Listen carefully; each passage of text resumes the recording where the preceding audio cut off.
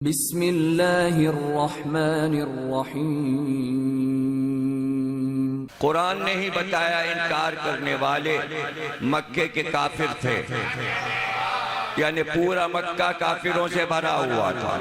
आज पूरा मक्का मुसलमानों से भरा हुआ है। सवाल यह है कि जो मक्के में काफिर थे उनकी नस्लें कहाँ गईं?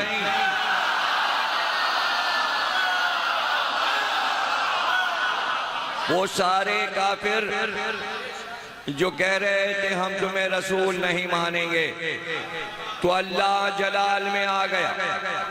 और याद रखिए, जब किसी आयत में कुल आ जाए तो वो जलाली आयत होती है। कुल वल्लाहु अहद अल्लाहु समद लम यलिद वलम यूलद वलम यकुन लहू कुफुवन अहद। कुल से 4 सूरे शुरू हो रहे हैं। 5वां सूरा कुल से 72वां सूरा सूरह जिन भी कुल है। इस तरह कुरान में 4 नहीं 5 कुल है। और वो आयतें जो कुल से शुरू होती हैं उनकी तादाद कुरान में तफसील के साथ लिखी है। कुल के मानी है कहो, पैगंबर इनसे कहो। लहजा बदला हुआ कि हर आयत में कुल नहीं है। आयतें सब कहनी हैं, उन्हीं से बात करना है। तवज्जो कीजिए, अल्हम्दुलिल्लाह रब्बिल आलमीन। इसमें तो नहीं कहा कि कुल कहो। कहना ये भी है, सुनाना ये भी है, लेकिन ताकीद के साथ लहजा बदल कर परवरदिगार का लहजा बदला हुआ। बोल कह दो इनसे, कह दो। यानी कुल वहां आएगा जहां कुछ पहले से कहा जाएगा, उसके जवाब में परवरदिगार अपने हबीब से कहेगा अच्छा ये कह रहे हैं, तो बस कुल कह दो इनसे, यानी दे दो इन्हें जवाब। तो अब जहां जहां कुल आया है उससे पहले कोई बात कही गई। कुल ला असअलकुम अलैहि अजरन इल्लल मवद्दता फिल कुर्बा। कह दो इनसे, क्या कह दो? क्यों कह दो? इसलिए कि सरकार के पास जब आपने कहा अजर रिसालत अदा करो तो सब अपनी कश्तियों में सोना चांदी भर भर कर लाए और पैगंबर के सामने रख दिया। ये आपका अजर रिसालत है, आपने मेहनत की है हमारे साथ, हमें मुसलमान किया, हमको दीन दिया, हम आपको ये अजर देते हैं। सरकार ने कहा ले जाओ ये दौलत, हमें ये दौलत अजर में नहीं चाहिए। इसलिए कि अल्लाह कह रहा इनसे कह दो दौलत नहीं चाहिए। कुल ला असअलकुम अलैहि अजरन इल्लल मवद्दता फिल कुर्बा। नहीं चाहिए ये दौलत, हमारे कुर्बा से मोहब्बत करो। सबसे बड़ी दौलत यह है, अगर तुमने मोहब्बत कर ली तो अजर रिसालत अदा हो गया। जिसने अहले बैत से मोहब्बत नहीं की उसने अजर रिसालत अदा।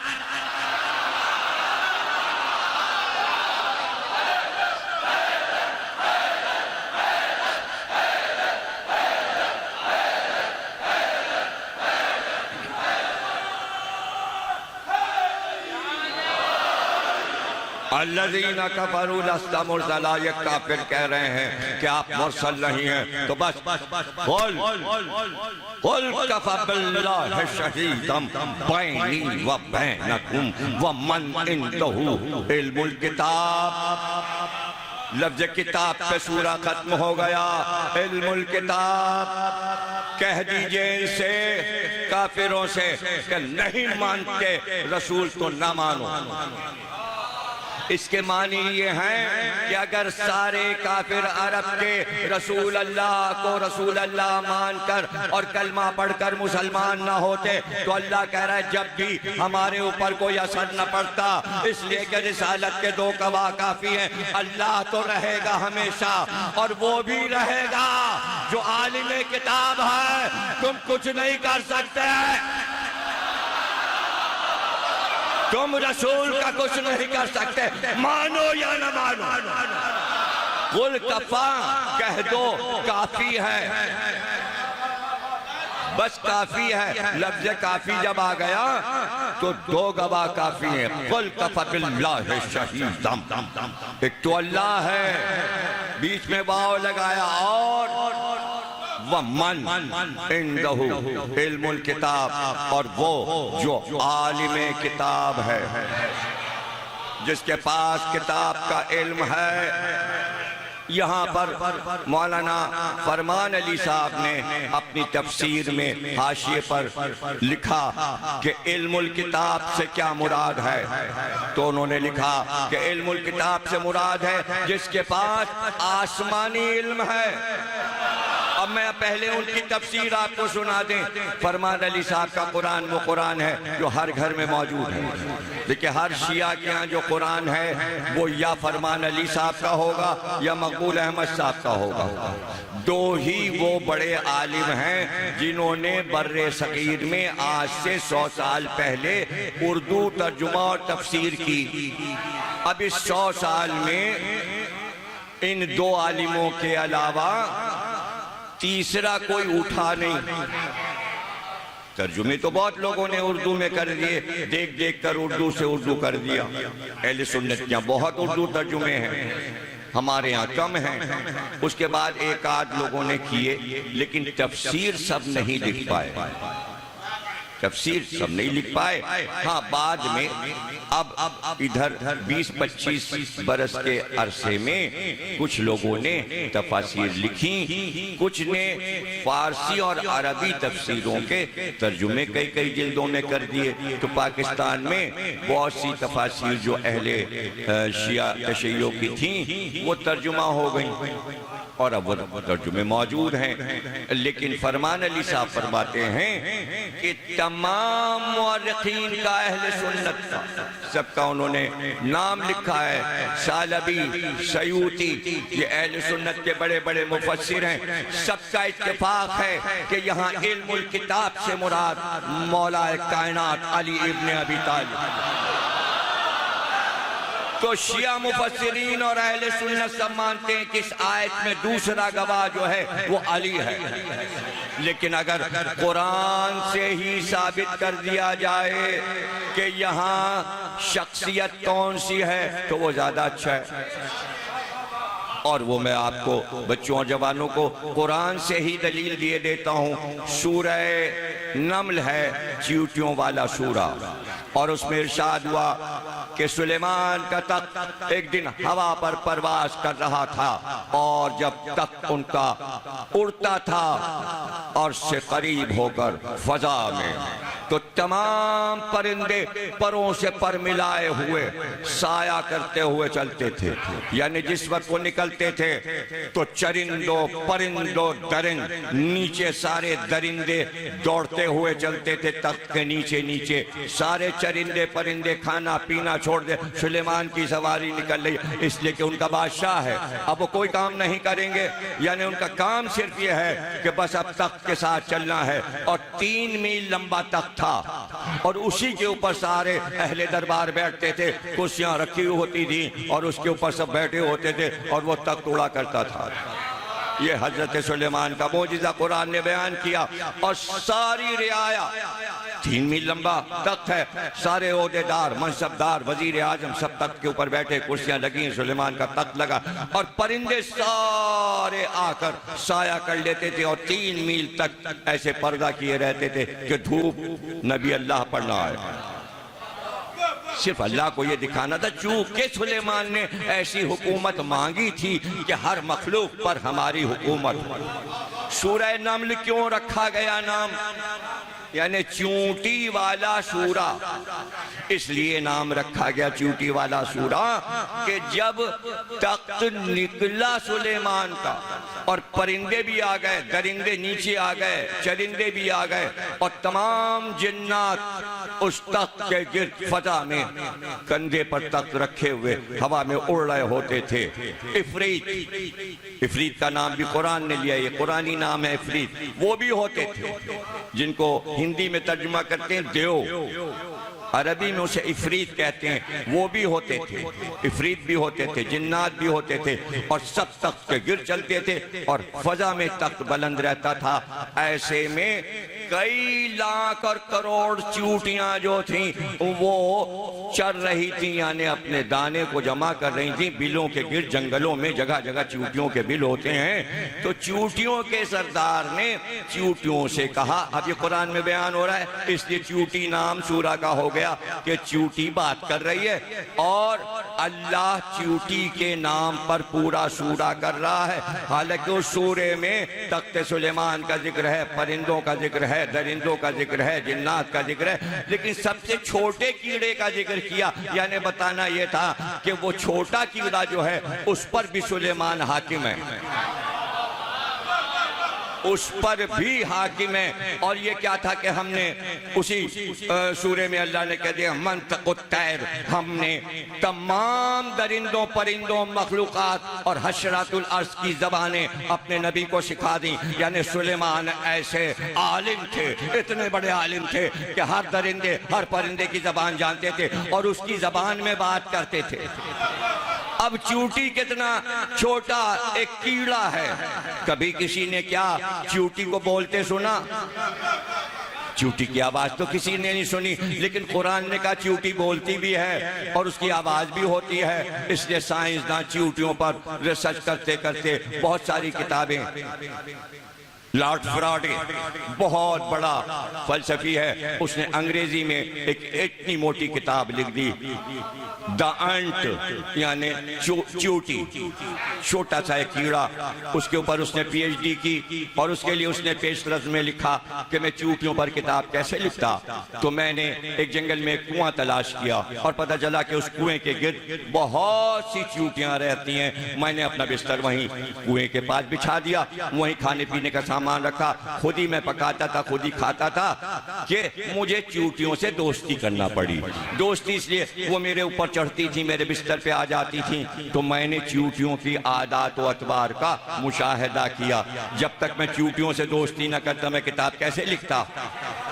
जब वो पूरी किताब 1000 सफ़े की लिख चुका तो उसने कहा, उसके बाद मैंने तलाश किया कि चूटियों पर किस किस ने लिखा, लेकिन कहीं कुछ न मिला। तो मैंने सोचा कि मैं ही पहला आदमी हूँ जो चूटी पर किताब लिख रहा हूँ। उसके बाद इत्तेफाकन मैंने नहजुल बलागा पढ़ ली, उसमें मैंने देखा मौलाए कायनात का पूरा खुतबा चूटी पर था। जब मैंने वो खुतबा पढ़ा तो मैं हैरान रह गया कि मैंने तो चूटियों के पास बैठ के पता लगाया, अरे ये कौन सा इंसान है जिसने चूटियों की एक एक अदा, एक एक बात अपने खुतबे में बयान मिंबर सलूनी पर।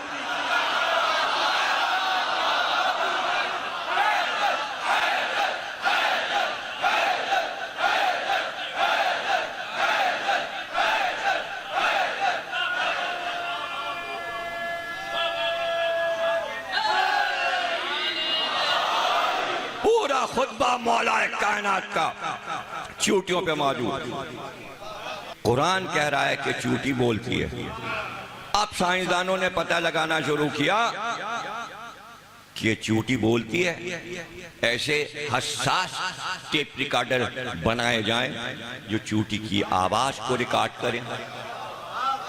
जितना बारीक कीड़ा है ऐसी आवाज भी होगी और वो आवाज हम और आप सुन नहीं सकते। वो तो बड़ा गनीमत हुआ कि आवाज की बात हो गई, आवाज की बात हो गई। और दादा ने पूरा खुतबा दिया। अब पोते का जुमला सुनाता हूँ। इमाम ज़ैनुल आबिदीन सल्लल्लाहु अलैहि वसल्लम, वो दादा है, ये पोता, वो भी अली, ये भी अली।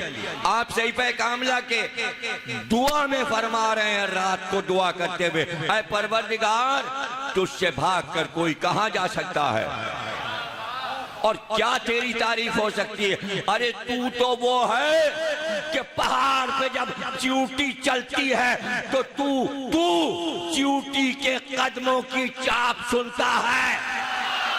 तू वो परवरदिगार, पता चला अभी तो बोलने की बात थी, चलने में भी आवाज है। मगर वो सुनता है जो चूटी की पैरों की आवाज सुन ले। क्या वो हमारे ये नारे नहीं?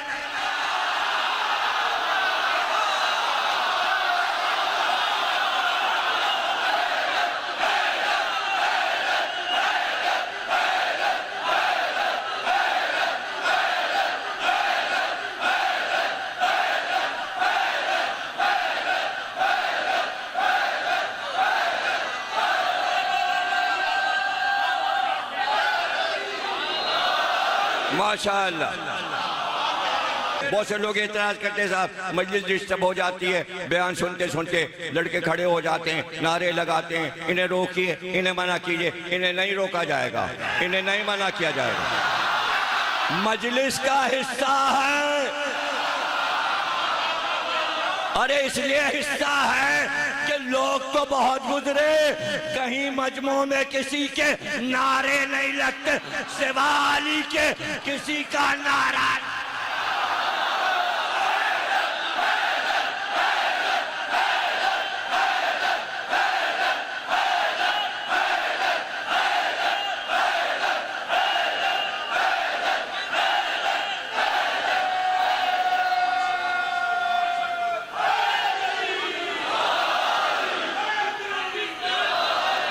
अगर हमारे आइम्मा इस सतह पर गुफ्तगू ना करते तो आज साइंस ने जो तरक्की की है तो साइंस अकड़ के कहती किसी मजहबी रहनुमा ने ऐसी तरक्की याफ्ता बातें नहीं बताई।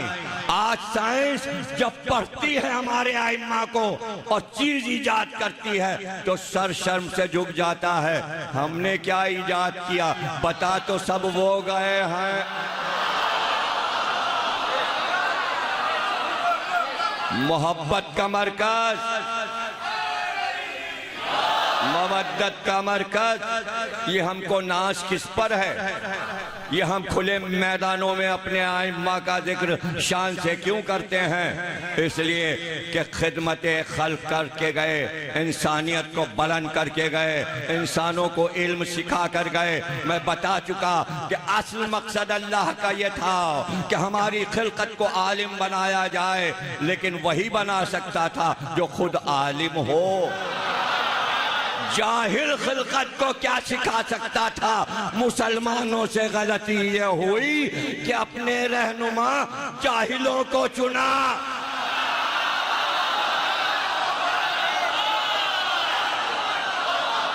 जाहिलों को चुना, आलिम को छोड़कर। इसी को जुल्म कहते हैं, जो आलिम को छोड़कर जाहिल के पीछे जाए, यही सबसे बड़ा जुल्म है जिसे कुरान ने बयान किया। अब क्या शिकवा? यहूदी हमसे आगे निकल गए और ईसाई हमसे आगे निकल गए और जहाज उन्होंने बना लिया और फलाना कंप्यूटर। अरे तुम बनाते अगर अली के पीछे चलते।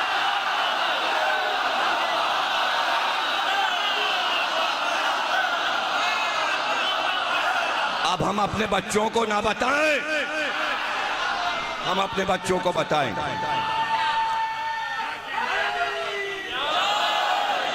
लेकिन खुद मौलाए कायनात ने फरमाया कि ये आयत कुल कफा बिल्लाह मेरी शान में है, और उसके आगे लिखा कि इस आयत ने उतर के बताया, इसलिए मौलाए कायनात ही कायनात में वो वाहिद हस्ती हैं जिन्होंने मिंबर पे बैठ के कहा सलूनी, मुझसे पूछो जो चाहे पूछो, इसलिए कि मैं आलिमे किताब हूँ, मैं आसमानी इल्म रखता हूँ। इसलिए सलूनी कहकर कहा मैं जमीन के रास्तों की तरह आसमान के रास्तों से वाकिफ हूँ।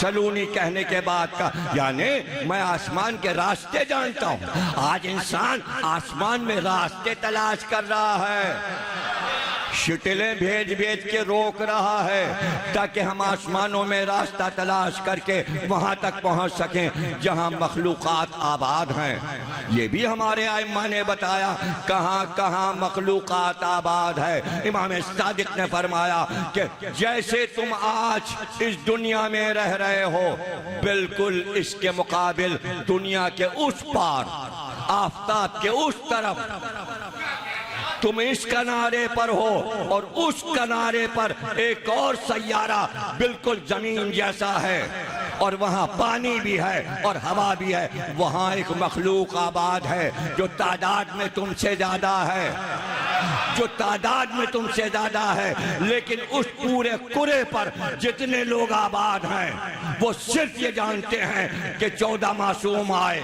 और वो रातों दिन उन 14 के दुश्मनों पर लानत करते हैं।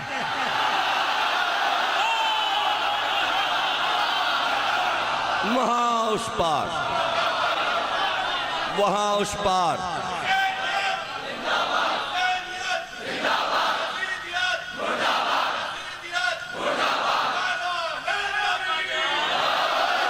मखलूक है, ये हमारे आइम्मा बता रहे हैं। और फिर कुरान ने कहा कि सुलेमान का तख्त चला सूरह नामल में, और एक बार चींटियों का जो सरदार था, हमें क्या पता चलता अगर कुरान ना बताए। चींटियों के सरदार ने अपनी कौम से कहा जल्दी भागो और सब लोग अपने अपने घरों में जाओ, बिलों में घुस जाओ, इसलिए कि सुलेमान का लश्कर आ रहा है, तख्त सुलेमान आ रहा है। कहाँ तख्त हवा पर कितने मील ऊपर उड़ रहा था।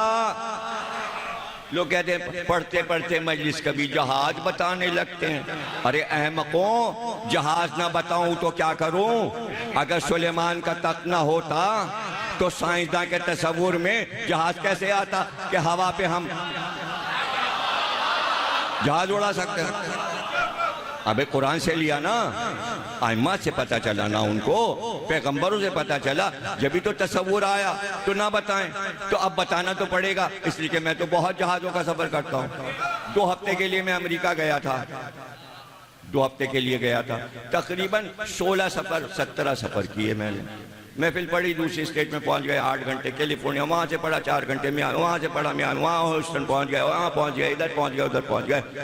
यानी स्टेट के नाम और उनकी दारुल हुकूमत और सब कहाँ याद करें। बगदीर का जलसा, गदीर का जलसा, गदीर का, विलायत अली विलायत, और हर एक ने अपने इमाम बाड़े का नाम, किसी ने शिकागो वालों ने अली वलीउल्लाह नाम रखा हुआ है, किसी ने अल मुर्तज़ा रखा हुआ, जो न्यूयॉर्क का बड़ा सेंटर अल इमाम अली सेंटर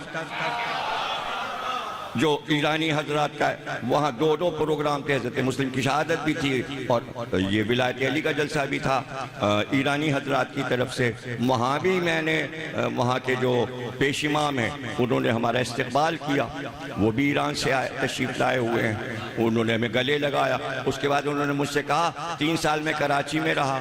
मैंने कहा कहाँ रहे? कहने लगे आकाए हाफिजान के पास। मैंने कहा वो तो मेरे दोस्त थे ईरानी आलिम जो नुमाइश पे रहते थे, मैं नौरोज़ के दिन उनसे टुकरा, वो और लिपट गए मुझसे। कहले वो मेरे उस्ताद थे, आपके दोस्त थे। तो भाई मेरे दोस्त बहुत से बड़े बड़े उलमा के उस्ताद रह चुके हैं, इसमें क्या परेशानी? तो इसमें कोई परेशानी की बात नहीं होनी चाहिए। तो भाई जब जहाज पे आदमी बैठेगा तो बता देगा ना, 35,000 फीट की बुलंदी पे उड़ रहा है भाई। कुछ ब्रेक आ रहे हैं रास्तों में, जैसे ब्रेक 40,000 फीट पे चला गया। तो क्या सुलेमान के लिए कोई लिमिट थी? जब जहाज 40-45 हजार फीट पे बुलंद ऊपर जा सकता है स्पेस में, और रॉकेट जो है वो चांद तक जा सकता है, तो सुलेमान का तख्त कितनी ऊपर उड़ेगा? क्या बिल्कुल जमीन से मिल के उड़ेगा? भाई तो बीच में मखलूक आबाद है, तो नीचा तो उड़ नहीं सकता। पता चला जहाज जो है वो अंचोली के तारों पर से होता हुआ चला जा रहा है। ऐसा थोड़ी होता है भैया। आबादी 3री मंजिल जो बहुत ऊंची बिल्डिंग होती है, अब ये सब बताना पड़ता है ना, हालांकि सब आपको मालूम है। जो एयरपोर्ट के करीब ऊंची बिल्डिंग होती है उस पर लाल बल्ब लगा देते हैं ताकि जहाज के कैप्टन को पता चले यहाँ आसपास ऊंची बिल्डिंगें हैं, तो जरा ऊपर ही ऊपर रहना। फिर पहाड़ की ऊंची ऊंची चोटियां आती हैं, कई हजार फुट लंबी पहाड़ बीच में आ जाते हैं, तो ऊपर उड़ना है। तो उसमें लगता है कि जैसे हम अगर पैर रख दें तो पहाड़ की चोटी पे उतर सकते हैं, हालांकि वो बहुत दूर होती है चोटी भी, बिल्कुल करीब नजर आती है, डर लगता है पहाड़ियों पर से चल। अब तुर्की के अफगानिस्तान के पहाड़ों से होता हुआ और फिर यूरोप के भी पहाड़ ऊंचे ऊंचे आते हैं, उसके ऊपर से जहाज जा रहा है। अरे अब ये तो मैं क्या करूँ, अब आदत है कि मैं विंडो वाली सीट ले लेता हूँ, इसलिए कि मेरा दिल नहीं लगता अकेले जहाज में। मैं जहाज के मुसाफिरों को थोड़ी देखता हूँ, मैं तो मुशाहिदा करता हूँ बाहर क्या हो रहा है, तो सब कुछ मुझे नजर आ रहा होता है, इसलिए मैं बयान भी कर सकता हूँ। तो क्या अंदाजा है आपका, क्या सुलेमान का तख्त नीचा होता? अभी आपको पता चल जाएगा ये गुफ्तगू मैं क्यों कर रहा हूँ, कि कितना ऊंचा तख्त उड़ रहा होगा। 3 मील लंबा तख्त है, इसलिए ऊपर उड़ रहा होगा, तो 45,000 फीट की बुलंदी से ऊपर उड़ रहा होगा। लेकिन कुरान ये कहता है कि चींटी के सरदार ने कहा भागो, इसलिए कि सुलेमान का लश्कर आ रहा है। जैसे ही आवाज हुई, अल्लाह कहता है सुलेमान ने चींटी की आवाज सुन ली। अरे इतनी मेहनत क्यों की है, अरे क्यों इतनी देर से ये बोल रहा हूं। एक बार सुलेमान ने कहा तख्त रोको और यहीं जंगल में उतारो। इत्तेफाक से उस वक्त तक अफ्रीका के बर्रे आजम पे उड़ रहा था। ये भी हम ही बता सकते हैं, किताबें जो छानी हैं। अब तुम मुझसे कहोगे फेसबुक पे किताब का नाम बताइए कि तख्त अफ्रीका पे उड़ रहा, और जिन किताबों के नाम बता दिए वो तुम्हें मालूम थे। सालबी का नाम मालूम है, सयूती की किताब देखी है। अरे बड़ी बात है अगर आपने फरमान अली का कुरान देख लिया भाई, वही पढ़ लीजिए, उर्दू का घर में होगा। और अगर कहीं ना मिले तो अभी अभी मैंने जाफर से कुरान लिया था। जाफर रज़ा साहब से कहा जरा कुरान लाओ, चलते वक्त देख तो लूं फरमान अली साहब ने क्या लिखा है। तो कुरान वहीं कायम से कह के उन्होंने अलमारी पे रखवा दिया, वहीं रखा। ये सब जो पढ़ रहा हूँ, जाफर से कहिएगा वो जरा फरमान अली का कुरान लाओ, हमें ज़मीर रखते पे यकीन नहीं। हाँ तो भाई पढ़ लीजिएगा, वहीं रखा हुआ है कुरान। और दुकानों पे तो सब क्या रखा हुआ है, कोई ऐसी दुकान नहीं मिलेगी शियों की जहाँ फरमान अली का कुरान लाओ। तफसीर भी पढ़ लीजिएगा, आयतें पढ़ के फिर उसका तर्जुमा भी पढ़ लीजिएगा। सुलेमान ने कहा तख्त रोको, रुका जहां चींटियों का पड़ाव था। तख्त पे बैठे बैठे हाथ ऐसे किया और चींटियों के सरदार से कहा इधर आ। अब भाई इताअते नबी तो है। सरदार जो था चींटियों का फौरन सुलेमान के हाथ पे आ गया। अब यूं किया सुलेमान, क्यों अपनी कौम से ये क्यों कहा कि जल्दी बिलों में घुस जाओ। कहा हमने तो उनको तंबी की, बताया भाग जाओ घरों में, सुलेमान का लश्कर आ रहा है। क्यों कहा तुमने? कहा बादशाहों का क्या ठीक है, जब वो आते हैं तो अंदर जो भी चीजें हैं वो रौनते चले जाते हैं। तो हमने कहा हमारी कौम मर जाएगी, हमें अपनी कौम बचाना है। अच्छा चींटी अपनी कौम तो बचाए, अली अपनी कौम।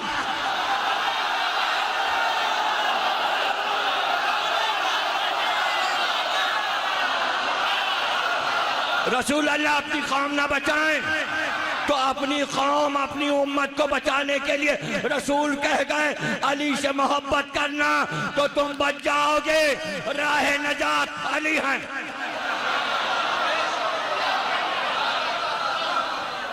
हमने तो अपनी कौम से ये कहा जल्दी भाग जाओ, बादशाहों का क्या ठीक है, वो रोनते हुए निकल जाते हैं। आपने फरमाया बड़ी बातें करना आती हैं तुझे, चींटी का सरदार, बड़ी बातें करना आती हैं तुझे, नाम लो चींटी, बड़ी बातें करना आती हैं, हम तुझे रोनते हुए निकल जाते हैं। सुलेमान ने कहा अच्छा ये बता तू अपनी कौम का सरदार, मैं अपनी कौम का सरदार, ये बता दोनों में बुलंद कौन है? या नबी अल्लाह क्या कर रहे हैं? एक कीड़े का सरदार, शहरा में रहने वाला, और कहां आप जिसको मुल्क अजीम मिला है, ये सवाल उससे क्यों कर रहे हैं? उसने भी कहा कि अब नबी ने कह दिया बड़ी बातें करना आती तो फिर बड़ी बात कर लूं, तो उसने बड़ी बात की। कहा या नबी अल्लाह इस वक्त तो मैं ही बुलंद हूं। कहा क्यों? कहा एक नबी के हाथ पर और एक नबी क्या और जो दोस्त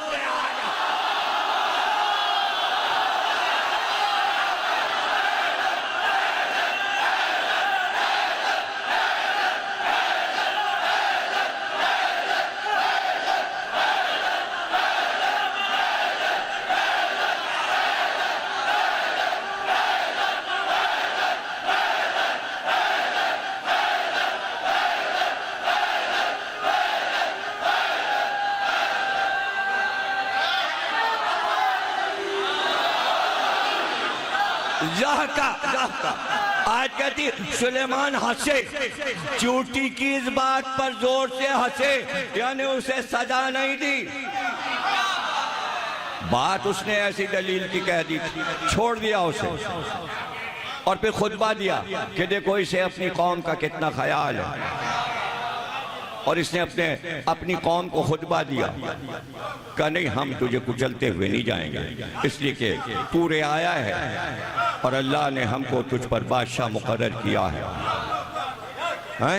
ऐसे में तक चला एक बार नबी अल्लाह पे धूप आई, हजरत सुलेमान पे जरा सा धूप का धब्बा इतना आ गया, इतना, पूरे चेहरे और जिस्म पे धूप नहीं आई, जरा सा धूप आ गया।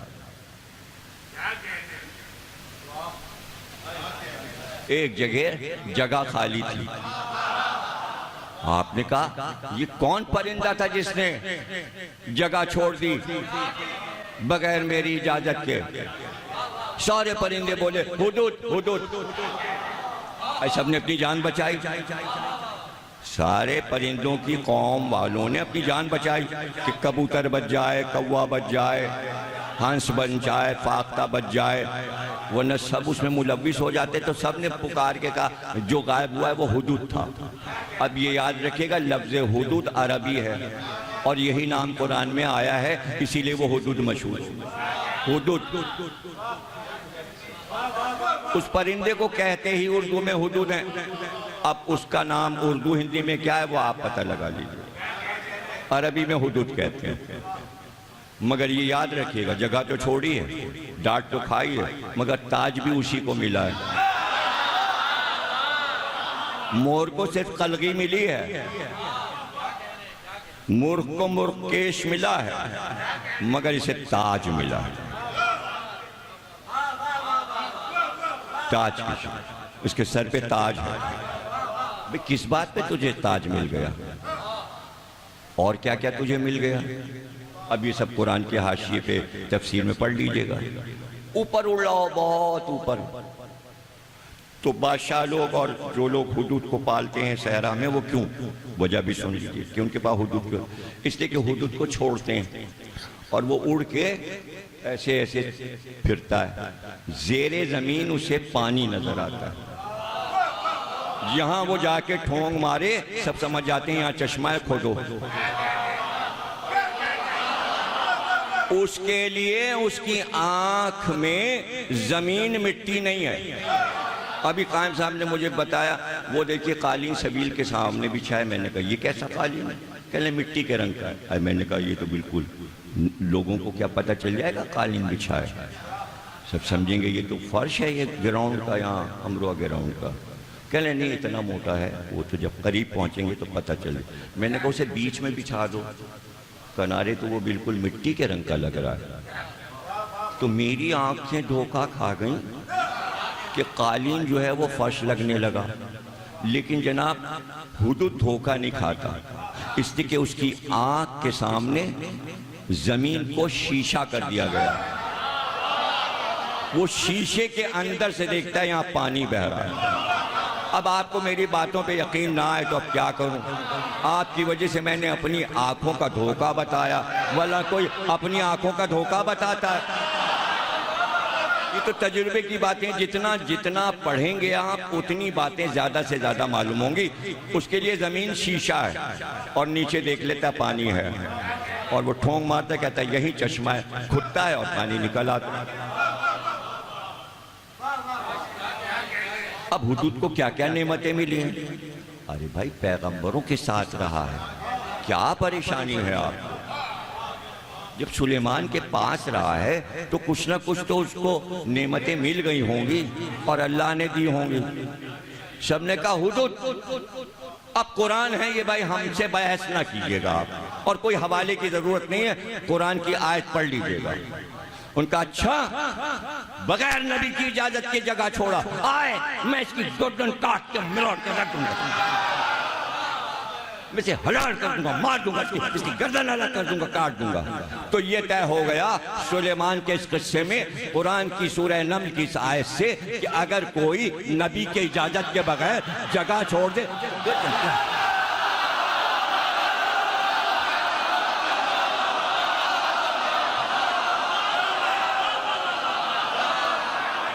अच्छा नबी के बाद क्या है? नबी के बाद आखिरी नबी है। जब तक सरकार है उनके हुक्म के बगैर अगर कोई जगह छोड़ दे तो क्या होगा?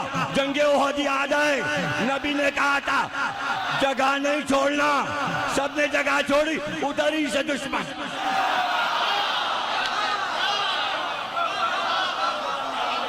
जिन जिन ने जगह छोड़ी उनके नाम तारीख में लिखे हैं। ये भी तारीख लिख दिया कि सब 3 दिन के बाद वापस आए जो भागे थे ओहद से। सरकार ने इंतजार किया कि कब वापस आएंगे। जब वापस आए सरकार ने कहा कहाँ चले गए थे? ये नहीं कहा कहाँ भाग गए थे, कहाँ चले गए थे? का सरकार पहाड़ी पे चढ़ गए थे। का क्यों चढ़ गए थे पहाड़ी पे? का एक आवाज आई थी, अरे मुसलमानों भागो, नबी कत्ल कर दिए गए। का मैं तो तुम्हारे सामने बैठा हूं। का तो वो तो ऐलान कर रहा था एक आदमी पुकार पुकार के, जल्दी निकलो मुसलमानों, नबी कत्ल कर दिए गए। का आवाज जानते हो किसकी थी? कौन पुकार रहा था? का सरकार कौन पुकार रहा था? का शैतान पुकार रहा था, भागो। पता चला जब मुसलमान भागते हैं तो शैतान की पुकार पर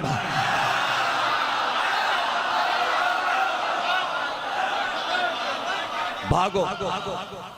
तो आपने फरमाया एक आवाज जिब्रील ने भी तो दी थी, जिब्रील भी पुकार रहे थे वापस आओ, नबी जिंदा है। शैतान पुकार रहा था, मार दिए गए। अल्लाह ने जिब्रील को भेजा कि जाके ओहद में पुकारो कि नबी जिंदा है। वो आवाज नहीं सुनी? का नहीं, वो तो नहीं सुनी। इसलिए हम कहते हैं मजलिस में बैठो ताकि महशर में जब इमाम आएंगे शैतान भी पुकारेगा, वो अपने लोगों को दज्जाल को बुलाएगा। जिब्रील कहेंगे इधर मेहदी की तरफ आओ, कुछ दज्जाल की तरफ जाएंगे, कुछ मेहदी की तरफ। तो मजलिस से पता चलेगा शैतान की आवाज क्या है, जिब्रील की आवाज। अरे शैतान नारे हैदरी नहीं लगाएगा, जिब्रील मेहदी की आमद पे नारे हैदरी।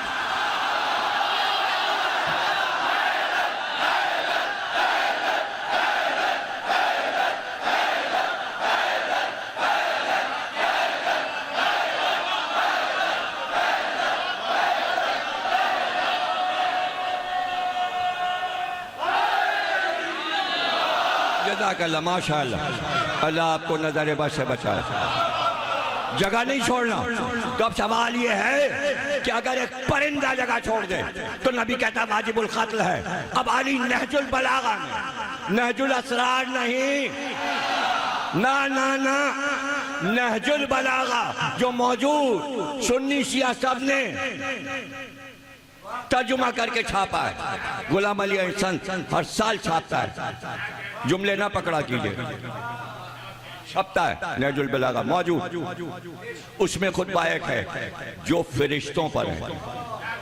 आपने उस खुतबे में ये बताया कि मलाइका की किस्में क्या हैं, कितने किस्म के मलाइका अल्लाह ने बताया। उसके बाद ये बताया कौन सा मलक कौन सी ड्यूटी दे रहा है।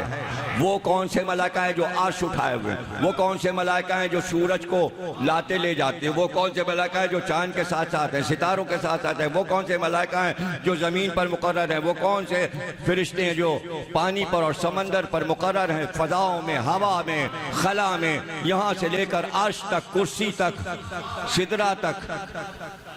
कौसर के किनारे, सलसबील के किनारे, दरख्त तूबा के पास सब फरिश्ते क्या कर रहे हैं, सबकी ड्यूटी बताई और उसके बाद बताया जहां अल्लाह ने उन्हें मुकर्रर कर दिया है वही काम किए जा रहे हैं।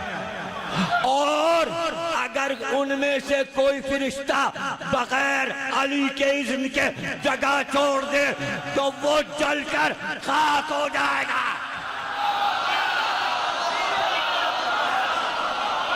मेरे इज़्न के बगैर ड्यूटी अल्लाह की इज़्न वली से लेना है, उलिल अम्र से।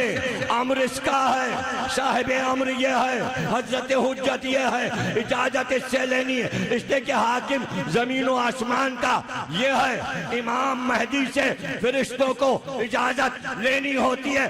कभी सूरह कद्र पढ़ा? शब कद्र क्या है? मलाइका वहां से यहाँ आते हैं, यहाँ के मलाइका वहां जाएं, वहां के यहाँ आते हैं।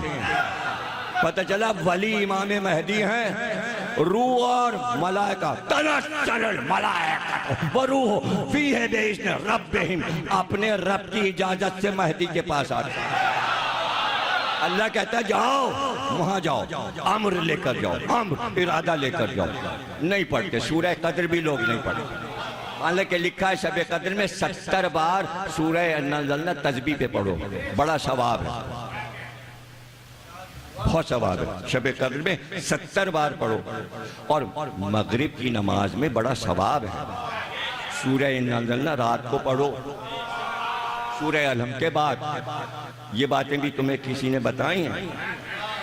तो छोटी छोटी बातें हैं, तो अली ने खुतबे में बता दिया। तो इसके माने इज़्न, इजाजत जो है वो नबी की है या वली की है या अली की है? अली वली, इमाम महदी तक इज़्न, इजाजत ही इजाजत, इजाजत लेनी है साहिब अम्र।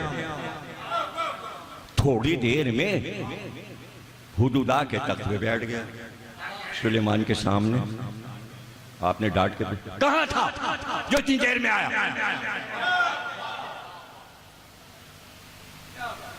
डांट पड़ी। छोटा सा परिंदा कहना या नबी अल्लाह, बस उड़ रहा था, उड़ते उड़ते सोचा इतना बड़ा आपका मुल्क है, तो हमने सोचा कि आज हम दूर तक उड़े और अपने नबी की सल्तनत की हुदूद का पता लगाएं।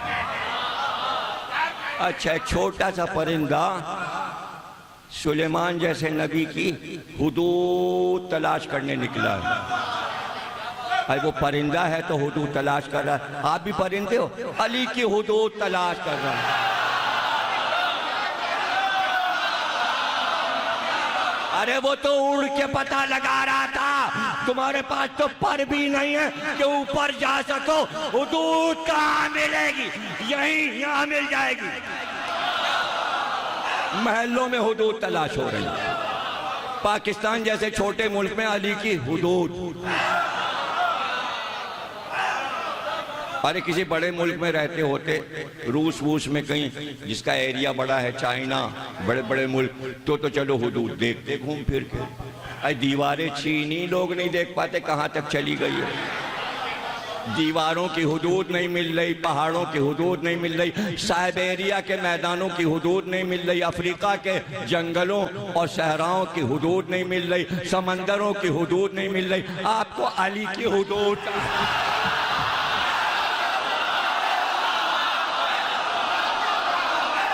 वाह वाह वाह वाह वाह, अच्छा सिखा दिया किसी ने, पट्टी पढ़ा दी।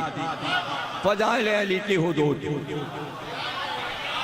छोटी छोटी मादी चीजों की हुदूद नहीं मिल रही, मेरे मौला की हुदूद चाहिए। वो निकला तो सुलेमान ने कहा फिर तूने क्या पाया? क्या तूने सरहदों का पता लगा लिया? मेरा मुल्क कहाँ तक फैला है? कहाँ आपकी सरहद पा गए? अरे एक परिंदा सुलेमान की हद पा गया। का फिर क्या तू सरहद से बाहर निकल गया? कहाँ सरहद से बाहर निकल गया? का क्या देखा? का वहां देखा एक और मुल्क, बस यहाँ पे जरा सा मैं हाथ जोड़ लूं और मुझे माफ कर देना। या सुलेमान, आपके मुल्क की हद से निकल गया था हुदूद, लेकिन मौलाए कायनात का जो मुल्क है उसकी हुदूद से अब तक जिब्रील नहीं निकलता।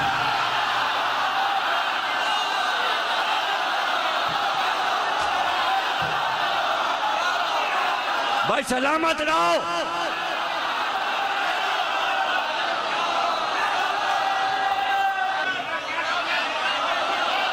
सलामत रहो, तुम्हारे घर आबाद रहे।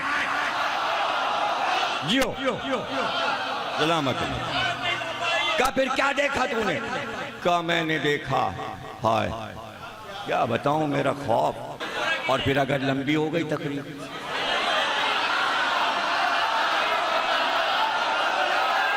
तो सुन लो। उसने कहा एक और मुल्क नजर आया, लेकिन मैं वहां उतरा, वहां मैंने देखा वहां हाकिम कोई मर्द नहीं, एक औरत है, और वो इतनी खूबसूरत है कि दुनिया में रूए जमीन पर उसका जवाब नहीं। वो मलिका है और तमाम मर्दों पे हुकूमत करती है, और उसके जितने दरबान और मुलाजिम हैं वो सर झुकाए उसकी खिदमत पे खड़े होते हैं, और वो जो हुक्म देती है वो बजा लाते हैं। सब उसके इताअत गुजार हैं, उसके सर पे ताज है। मगर या नबी अल्लाह, उसके पास भी एक तख्त है। सुलेमान ने कहा उसके पास भी तख्त है। कहाँ? अब ये सब बता रहा है हुदूद करम, मगर उसका तख्त जो है सरकार, आपका तो सादा सादा तख्त है, उसके तख्त में जवाहरात जड़े हैं और सोने से बना हुआ है। क्या जगमगा रहा है तख्त, ताज, तख्त, सूरत, शक्ल, उसकी ताज सल्तनत।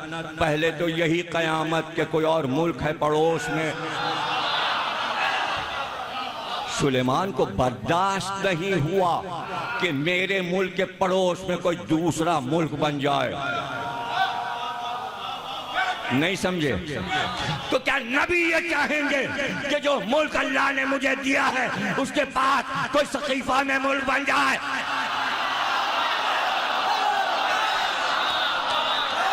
बस एक मुल्क रहेगा और वो अली का मुल्क है। इसलिए कहा मन को तुम्हारा वफादारा, मुल्क एक है, वो गदीर खुन का मुल्क है। अब दूसरा मुल्क अल्लाह को मंजूर नहीं। आप कहेंगे बन तो गया, अरे बन तो गया, जुमला तो मेरा ले लो, टूट भी गया।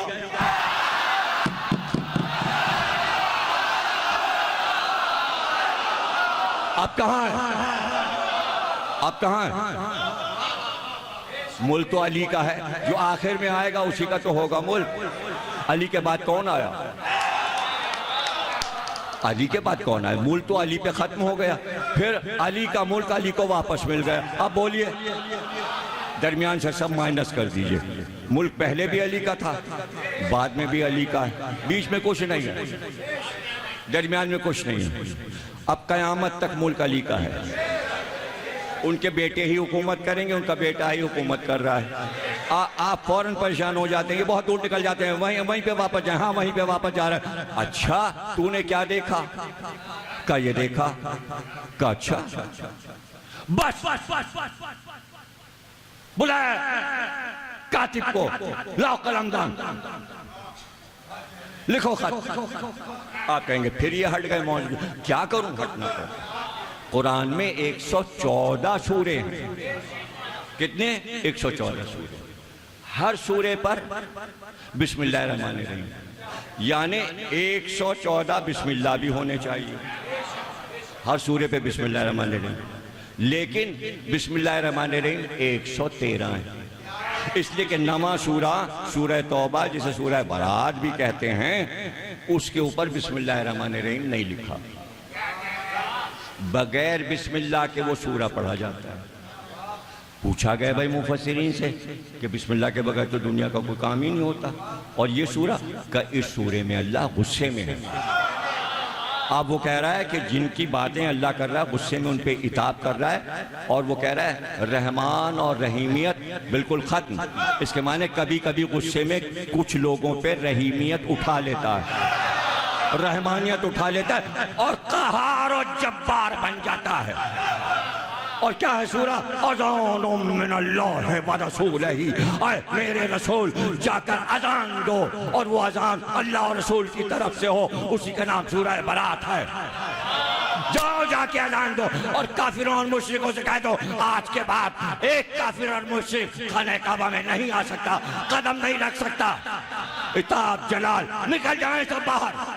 और खबरदार जो कपड़े अपने उतार कर बरहना तवाफ करते थे वो भी नहीं करने दिया जाएगा। काफिर और मुशरिक को खाने काबा में नहीं आने दिया जाएगा। अल्लाह जलाल में है। अब अगर कोई मुशरिक और काफिर को मक्के में बुला ले तो वो इताब से बचेगा? नहीं आ सकता। मना है, मक्के मदीने में काफिरों मुशरिक नहीं आ सकते।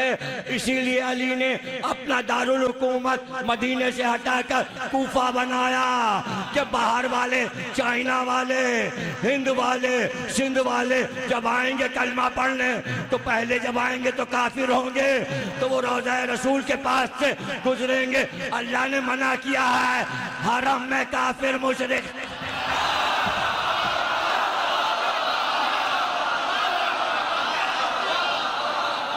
किसको फायदा पहुंचा?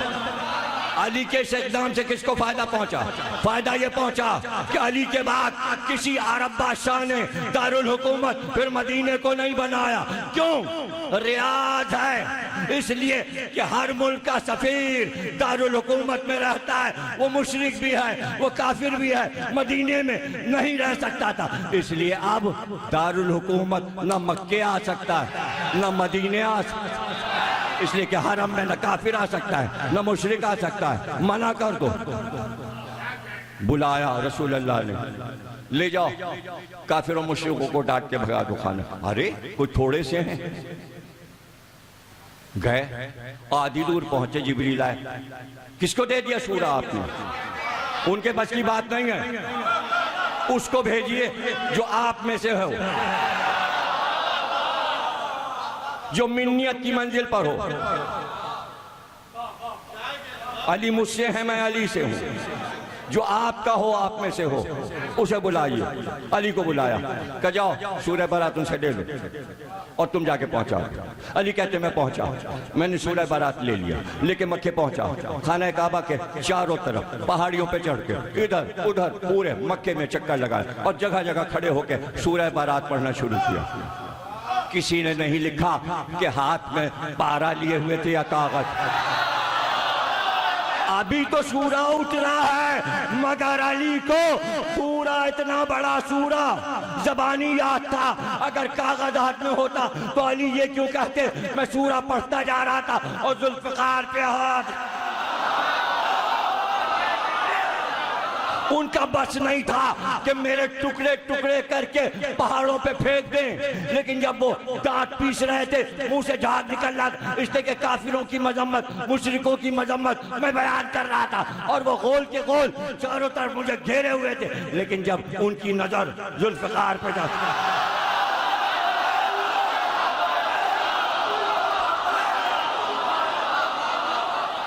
परवरदिगार मुझे बता दे, एक काम तो किसी और को कर लेने दे, तेरा हर काम अली करते हैं। ये बता दे, अब यहाँ तो सीधे सीधे सूरा पढ़ना था, एक से एक कारी कुरान थे, जाके देख के ही पढ़ देते। क़िरात तो अच्छी अच्छी थी, अब अली को क्यों भेजा?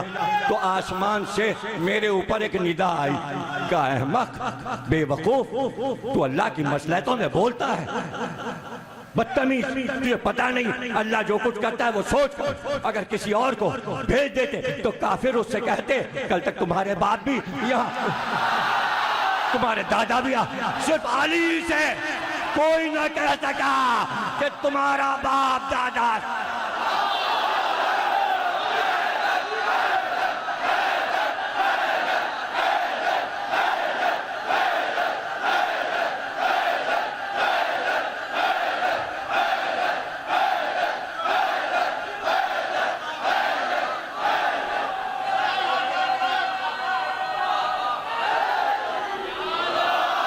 भाई तमहीद यहाँ पे रुक रही है और कल इंशाअल्लाह जहाँ पे छोड़ा है वहीं से सुलेमान पर गुफ्तगू शुरू होगी। मौला कायनात फरमाते हैं कि चौथी फजीलत मेरी ये है कि मैं इस्लाम पर पैदा हुआ और ईमान पर पैदा हुआ, और जिस वक्त नबी ने ऐलान किया इस्लाम और ईमान मेरे पास था। और पांचवी फजीलत मेरी ये है कि रसूल खुदा ने मुझसे फरमाया, आय अली तुम्हारी मुझसे ऐसी निस्बत है जैसे हजरत हारून की हजरत मूसा से, मगर ये कि मेरे बाद कोई नबी नहीं होगा। छठी फजीलत ये है कि मैं सबसे आखिर में रसूल खुदा से जुदा हुआ और उनको कब्र में उतारा। सातवीं फजीलत यह है कि जब रसूल खुदा गार की तरफ रवाना हुए थे तो मुझे अपने बिस्तर पे सुलाया था और अपनी चादर ओढ़ाई थी। जब मुश्रिकीन आए, अब ये कोई और नहीं जो आप मजलिस के नुक्तों पे एतराज करते हैं कि जब हम ये कहते हैं कि काफिर ये समझे रसूल अल्लाह सो रहे हैं, नहीं, ये अली खुद कह रहे हैं। अली फरमाते हैं कि अपनी चादर रसूल अल्लाह ने शब हिजरत मुझे उड़ाई। जब मुश्रिकीन आए तो उन्होंने मुझे रसूल खुदा समझ लिया, मुझे रसूल खुदा समझ लिया, इसलिए कि मैं उनकी चादर ओढ़े हुए सो रहा था और मुझे बेदार करके कहने लगे तुम्हारा साथी कहाँ है। मौला अली ने बात साफ कर दी। लोग कहते शब हिजरत रसूल का कोई साथी था, काफिरों को पता है अली के अलावा रसूल का कोई साथी नहीं है। एक साथी है रसूल का जो बचपन से रसूल के साथ है। अली से पूछा तुम्हारा साथी कहाँ है? मैंने कहा अपने काम से गए होंगे।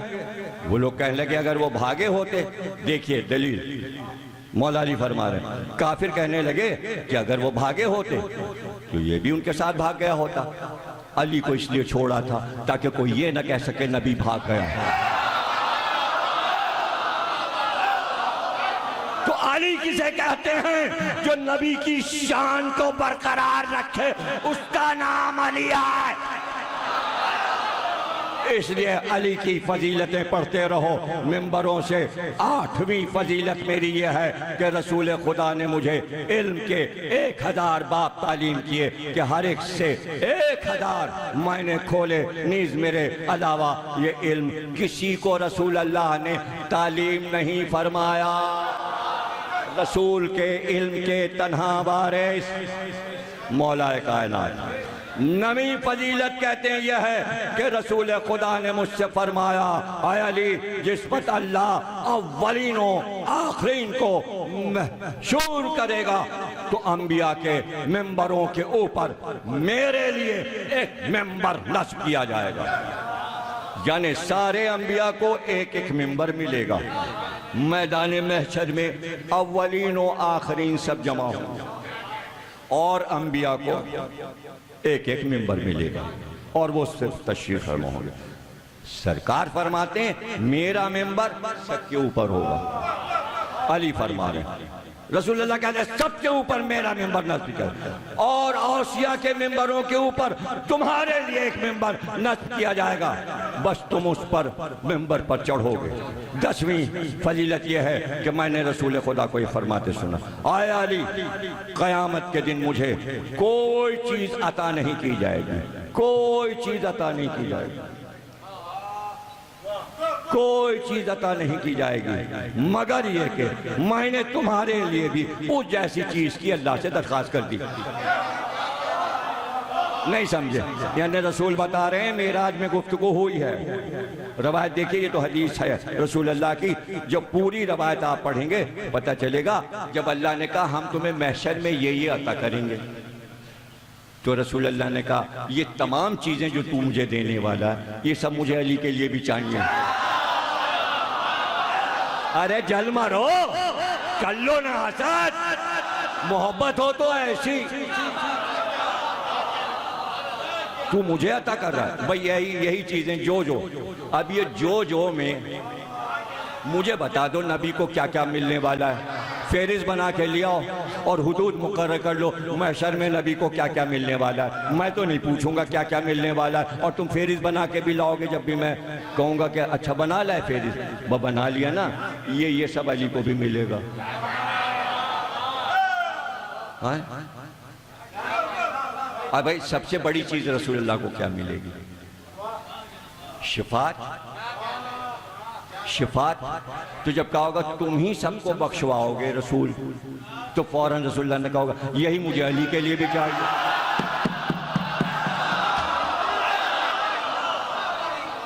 अच्छा देखिए, हक दोनों के पास है शिफात का, रसूलुल्लाह के पास भी और अली के पास भी बराबर है ना दोनों। इसलिए कि रसूलुल्लाह ने खुद कहा जो तू मुझे दे रहा है वो अली को दे, हदीस मौजूद, अली कह चुके। अब मैं तशरीह कर रहा हूँ, शिफात का हक रसूल के पास भी, शिफात का हक अली के पास भी।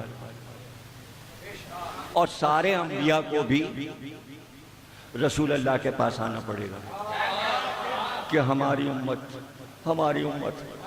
मूसा कहेंगे हमारी उम्मत, ईसा कहेंगे हमारी उम्मत। रसूलुल्लाह आपके इज़्न के बगैर हम भी कुछ नहीं कह सकते डायरेक्ट, इसलिए कि आपको इज़्न मिला है शिफात का, तो रसूलुल्लाह ऐसे करके देखिए और क्या कहना, जाओ अली के पास। हल्के पड़ गए, हल्के पड़ गए, इसलिए कि ईमान का इम्तिहान अली के जरिए। कोई अगर ये समझा बैठा है कि रसूलुल्लाह देखते आओ आओ आओ, ना ना ना ना, रसूलुल्लाह सबको देखते अली के पास जाओ, अली के पास जाओ। अभी आगे हदीस आ रही है जिसमें रसूलुल्लाह फरमाएंगे अली से कि महशर में अली तुम्हारी जिम्मेदारियां क्या हैं। अभी आप सुनिएगा आगे। 11वीं फजीलत यह है कि मैंने रसूल खुदा को फरमाते सुना, आए अली तुम मेरे भाई हो और मैं तुम्हारा भाई हूँ, तुम्हारा हाथ मेरे हाथ में होगा यहाँ तक कि हम तुम जन्नत में दाखिल होंगे। यानी ये भी रसूलुल्लाह को मंजूर नहीं कि मैं आगे चल के पहले दाखिल हूँ।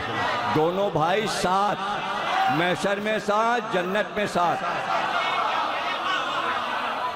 और इसकी तशरीह कल होगी, इसलिए कि कल दो भाइयों के जिक्र पे तकरीर खत्म होगी। हज़रत औना मोहम्मद का ताबूत बरामद होगा, पिसरान मुस्लिम का भी जिक्र होगा दो भाइयों का। तो इन दो भाइयों का हम पहले जिक्र करेंगे, जो दो भाई दावत ज़ुलअशीरा से साथ चले तो साथ ही साथ रहे और महशर तक साथ साथ हैं। वहाँ भी दोनों जुदा नहीं होंगे, एक दूसरे का हाथ नहीं छोड़ेंगे। ये नबी और अली हैं,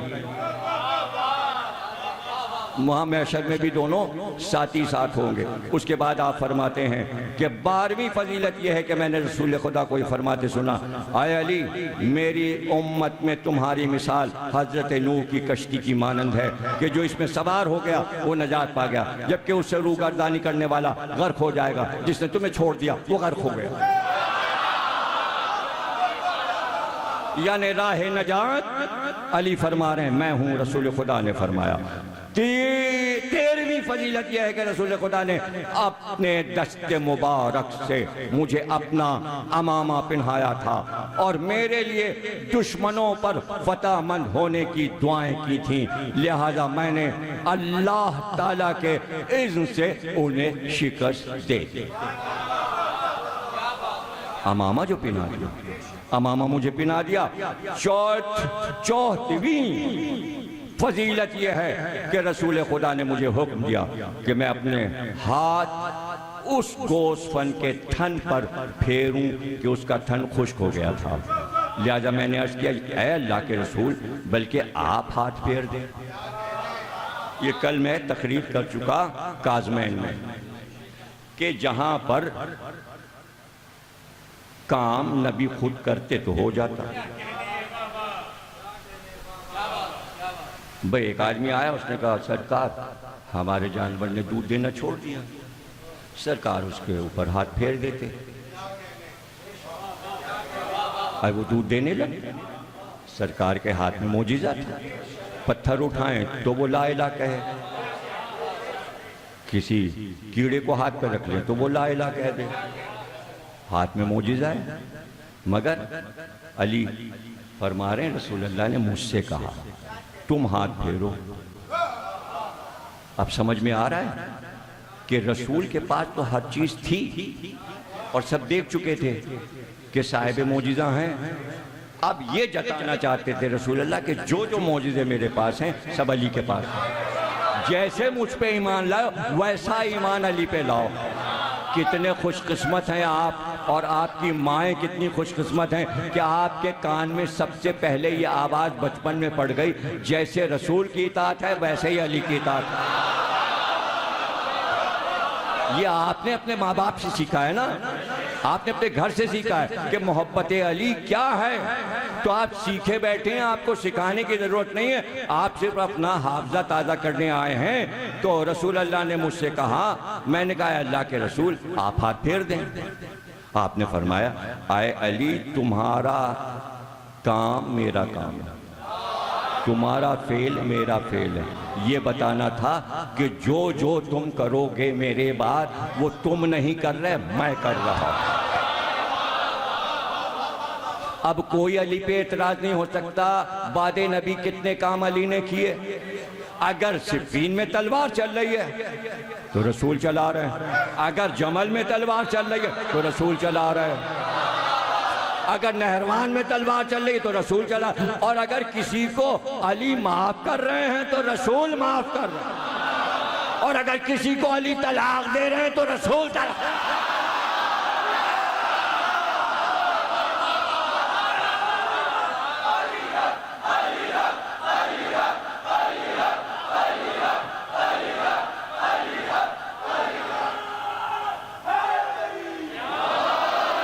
मैंने रसूल के कहने पर हाथ फेरा तो उसके थन से वाफिर मकदार में दूध आने लगा।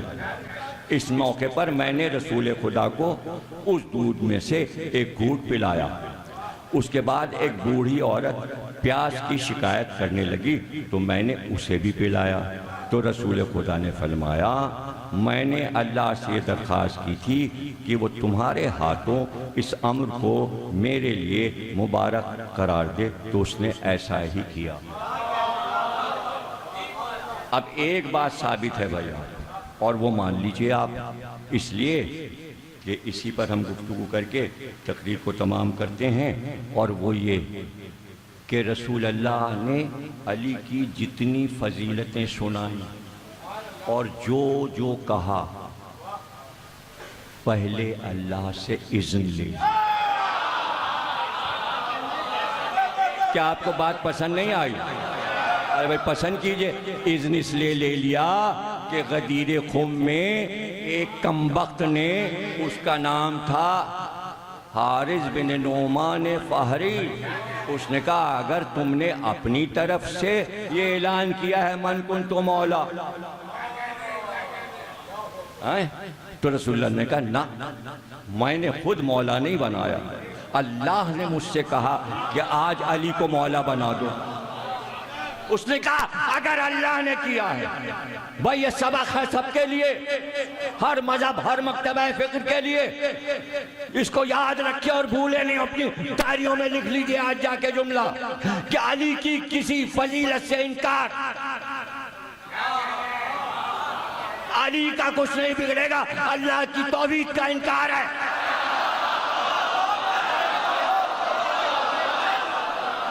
इसलिए रसूल अल्लाह और अली दोनों कह रहे हैं जब उसने इज़्न दिया तो फजीलत मुझे मिली। अब कोई फजीलत से इनकार करे कि गदीर में अली मौला नहीं है, हाकिम नहीं है, वली नहीं है, तो वो अली और रसूल का इनकार नहीं किया, वो अल्लाह का इनकार। गदीर से इनकार अल्लाह का इनकार, समझ गए? अल्लाह का इनकार है, और वो अल्लाह ने दिखा भी दिया सबको। तो उसने क्या कहा? उसने कहा अगर अल्लाह ने हुक्म दिया है कि हम पर तुम अली को अल्लाह के हुक्म से हाकिम बनाकर और हमारे सर पे सवार करके जा रहे हो, तो आए मोहम्मद अपने अल्लाह से कहो कि एक पत्थर आसमान से मेरे सर पे फेंके। भाई वो तो मर गया होगा, अभी बताता हूं उसका क्या हुआ, लेकिन ये तय है जो अली की फजीलत का इनकार कर रहा है, तो अब अगर किसी फजीलत का, मैं तो कहता हूं अली के बेटे अब्बास की किसी फजीलत का अगर अंजाम यही होना है कि अपने मुंह से कहोगे अल्लाह हम पे अजाब ला। अरे क्यों पाकिस्तान पे अजाब लाना चाहता?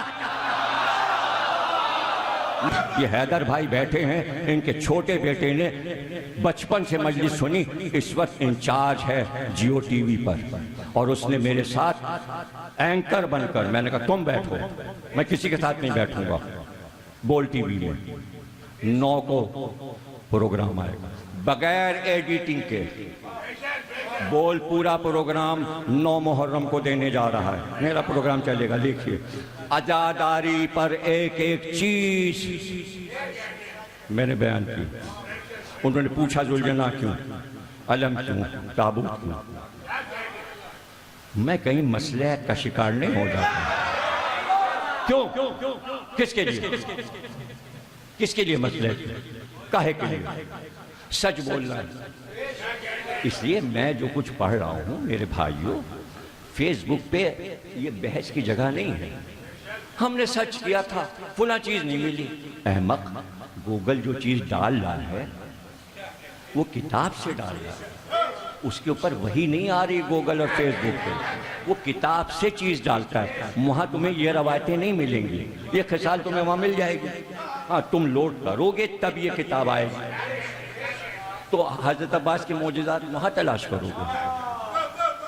अब सबको यही हैरत है, हजरत अब्बास मुर्दा कैसे जिला देते हैं? तो आ जाना, अगर बहुत शौक है जानने का।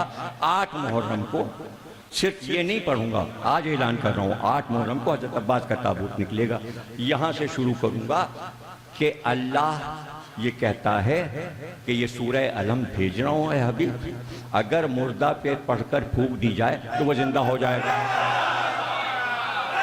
रसूल अल्लाह ने फरमाया मुर्दे पर, हजरत अली ने फरमाया मुर्दे पर सूरह अलम पढ़कर फूंक दो वो जिंदा हो जाएगा। अल्लाह ने कहा, रसूल ने कहा, अली ने कहा। पूरी उम्मत मुस्लिमा को कसम है, आज तक किसी ने अमल करके देखा कि किसी मुर्दे पे सूरह अलम पढ़ दे वो जिंदा? यकीन हो तो पढ़े, सूरह अलम पे यकीन हो तो पढ़े।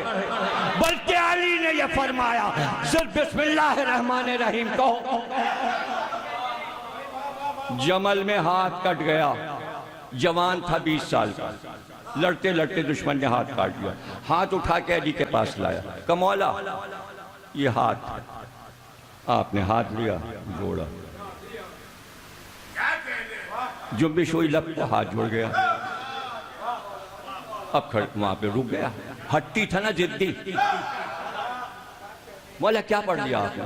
कहा ये मत पूछ, यकीन खत्म हो जाएगा, जा तेरा हाथ जुड़ गया, तुझे से क्या मतलब, क्या पढ़ दिया? कहा नहीं आप बताइए, इतनी जल्दी मेरा हाथ कैसे जुड़ गया? कहा मैंने कहा था बिस्मिल्लाहिर्रहमानिर्रहीम। उसने कहा बस, हाथ कटा और गिर गया। फिर ऐसा ही रहा। जाओ जमल के वाक़े में पढ़ लो, बिस्मिल्लाह के फजाइल में ये वाक़या पढ़ लो। तो मैं यहाँ से शुरू करूँगा, किस किस नबी ने मुर्दे जिलाए। फिर कुरान में हजरत ईसा के बारे में अल्लाह कहता है हमने इज़्न दिया था ईसा को कि वो मुर्दे जिला दें। अब इसी पे बात होगी 8 मुहर्रम को कि किस किस ने मुर्दे जिलाए, और उसके बाद बताएंगे अली ने कितने मुर्दे जिलाए, फिर बताएंगे हुसैन ने कितने मुर्दे जिलाए, फिर बताएंगे इमाम हसन ने कितने मुर्दे जिलाए, फिर बताएंगे ज़ैनुल आबिदीन ने कितने मुर्दे जिलाए। फिर एक एक इमाम, 5वें इमाम, 6वें इमाम, 7वें इमाम, 8वें इमाम, 9वें इमाम, 10वें इमाम और इमाम मेहदी एक एक कब्र पे आएंगे। उठो